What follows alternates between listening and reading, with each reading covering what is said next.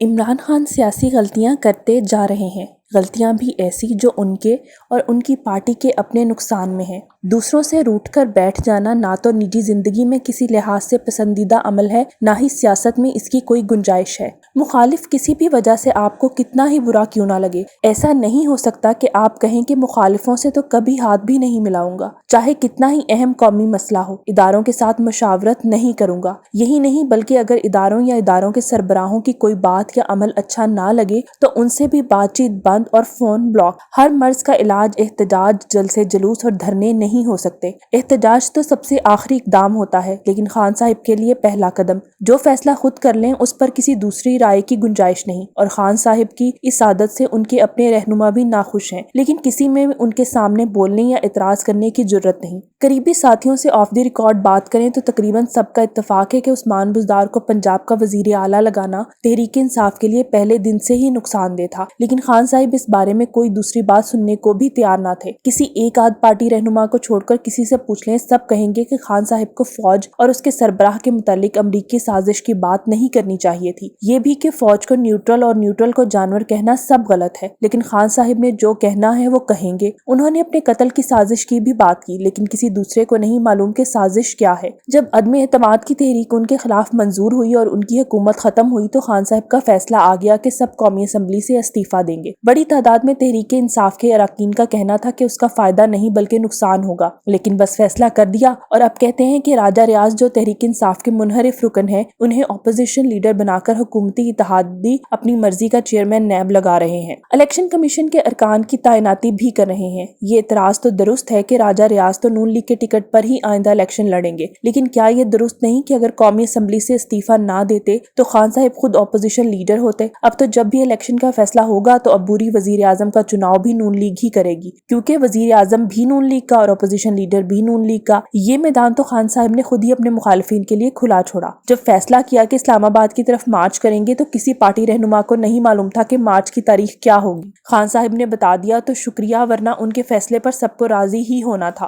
तहरीक इंसाफ के एक अहम रहनुमा जो खान साहिब के दिफा में आगे आगे नजर आते थे, मुझे एतमाद में लेकर कहने लगे कि खान से इख्तलाफ करके तहरीक इंसाफ से भी इलेक्शन नहीं लड़ा जा सकता। एक महीना इस्लामाबाद मार्च के लिए मुहिम चलाई, शहर शहर जलसे और रैलियां की, लेकिन फिर अचानक ही मार्च को आधे रास्ते में छोड़कर पेशावर वापस चले गए। सारे रहनुमा हक्का बक्का रह गए और यही हालत तहरीक इंसाफ के सपोर्टर्स की थी। पार्टी में किसी से पूछें, शायद ही किसी को असल वजह मालूम हो मां सिवाय उस बयान के जो खान साहिब ने खुद दिया। आधे रास्ते मार्च खत्म किया तो साथ ही नए मार्च का इंदिया दे दिया और कहा कि अगर हुकूमत ने उनके मुतालबात ना माने तो 6 दिन बाद एक और मार्च की तारीख देंगे। एक खुशाइंद लचक खान साहब में ये जरूर आई कि उन्होंने मज़ाकरात की भी बात कर दी, लेकिन उनके आसपास खड़े पार्टी रहनुमा ऑफ द रिकॉर्ड ये शिकायत करते हैं कि एक मार्च को आधे रास्ते में छोड़कर दूसरे मार्च का ऐलान करना कैसी सियासत है। पेशावर में हालिया एक प्रेस कॉन्फ्रेंस में सहाफी की तरफ से तल्ख सवाल किए जाने पर चिढ़ गए और वहां से उठकर चले गए। न जाने वो इमरान खान कहाँ हैं जो अपने खिलाफ तनकीद हंसकर बर्दाश्त कर लिया करते थे। वो अब रूठे से रहते हैं और जिसकी बात को पसंद ना करे तो उसका फोन ब्लॉक कर देते हैं।